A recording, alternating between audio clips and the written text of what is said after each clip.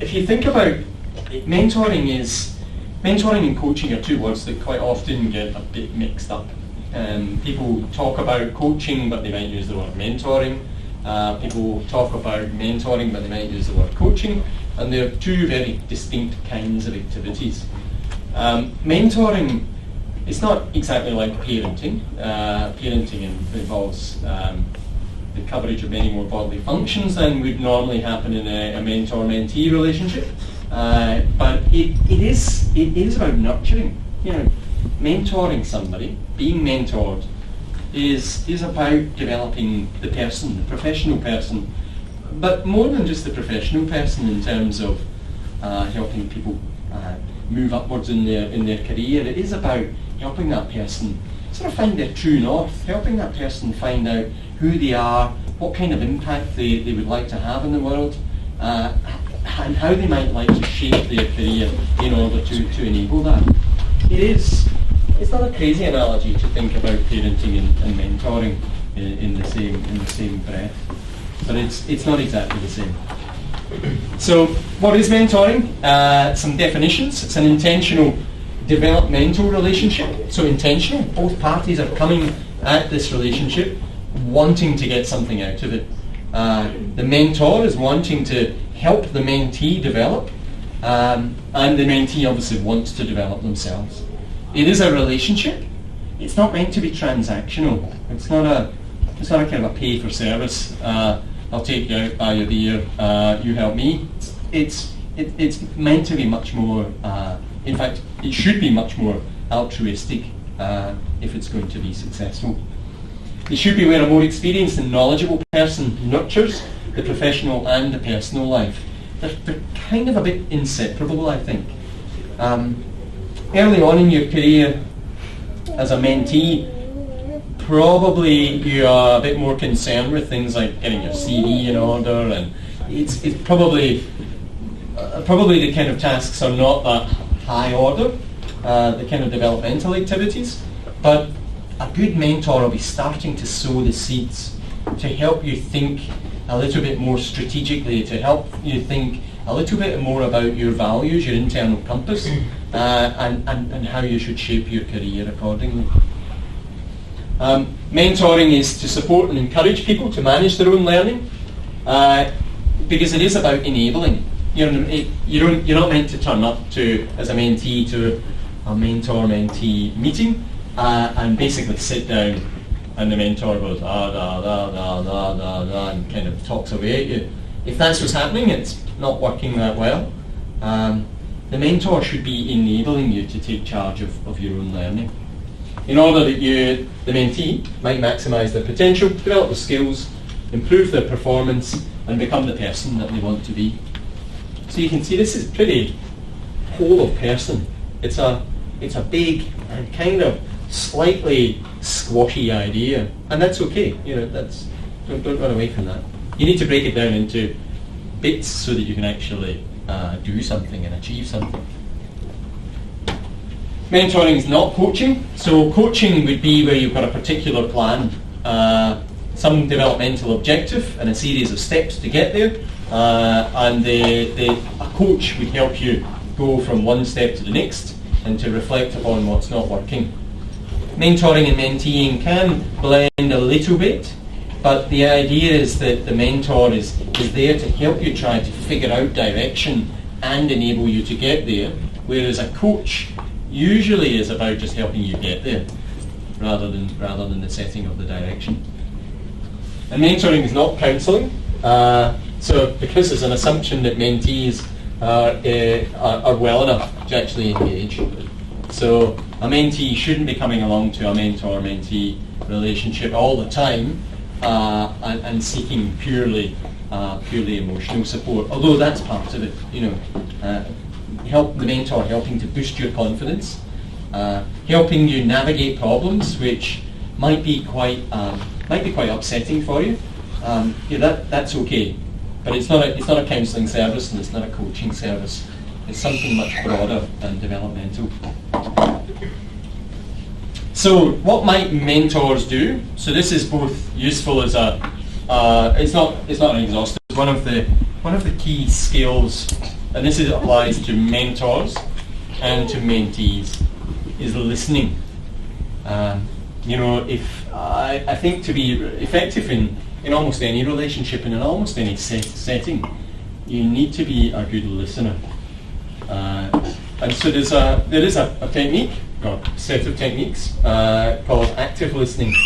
And so over the next 5 minutes or so, I'll outline what active listening is, and then we're going to get you to reflect upon, in pairs, which parts of active listening you think that you might need to improve, and what you might do about it. Some concrete actions, so that you've got some take-homes that you can go back to your workplace and put into action. So active listening, it's listening for meaning. So active listening is a set of, I suppose, essentially behaviours. They're not really techniques or skills, it's a set of behaviours to practice, which will enable you to better listen for and appreciate and understand meaning. And that could be, if you're a mentee, listening for the meaning being communicated to you by your mentor, or it could, if you're a mentor, listening for the meaning that the mentee may be consciously or unconsciously trying to articulate. It's all about meaning. Words are just the vehicle, and words are just the mechanism. Meaning is really how humans communicate. We use words to convey meaning, but sometimes, as we all know, you can get confused. Words are ambiguous, and you get the wrong meaning. So you've got to, active listening really is about making sure, it's a set of simple behaviours to make sure that you've got the meaning, that you've not gone off in some kind of a tangent. Active listeners, as people, have behaviours which demonstrate that they are genuinely interested in what the speaker has to say.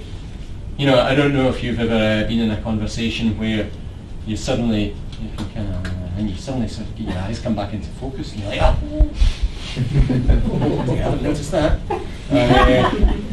And the thing is, people usually can. If you're talking to someone and their eyes defocus, you're just like, yeah, you're not listening to me anymore. An active listener wouldn't do that. You know, it means you're not really interested in the person or what they're trying to communicate. You're kind of being present, and you're waiting for the person to stop going blah blah blah blah blah, so you can say what you want to say. That's not good active listening. And it will be difficult to have an effective mentor-mentee relationship unless there is active listening on both sides. Otherwise, it's a one-way flow, which is not going to be that great. So active listeners want to gather information before reacting. They're self-aware, so you're aware of when your eyes do the defocus now, and you stop yourself. So even if you're finding it, there's not anything really interesting to listen to. Sometimes it can be a wee bit of a challenge, particularly after lunch when you're digesting food.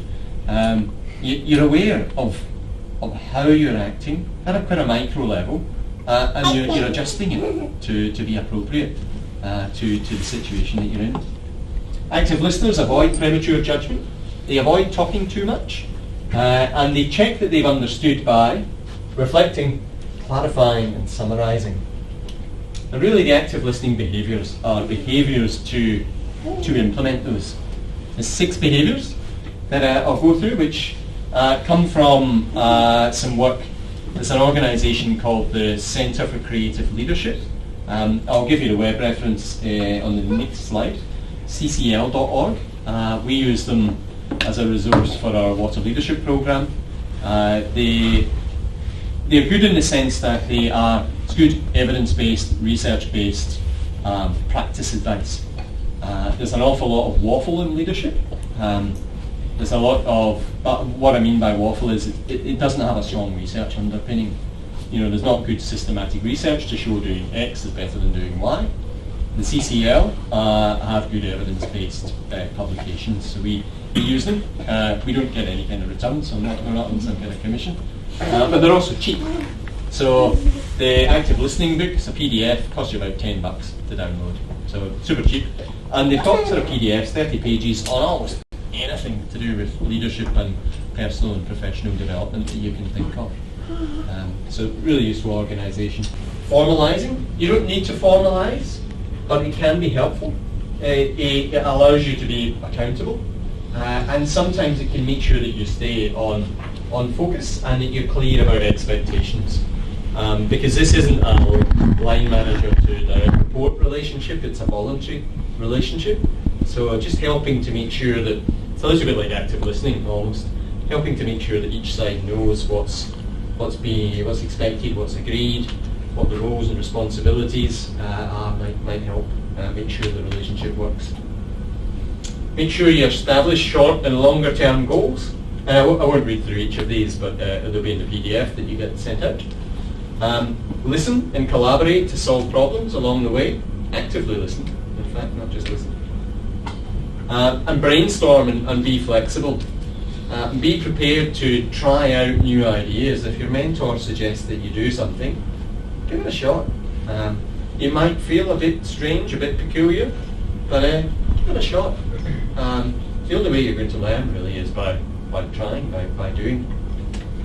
Again, it's going to sound like I'm on some kind of commission for the CCL, but ccl.org, they've got another 30-page PDF on mentoring.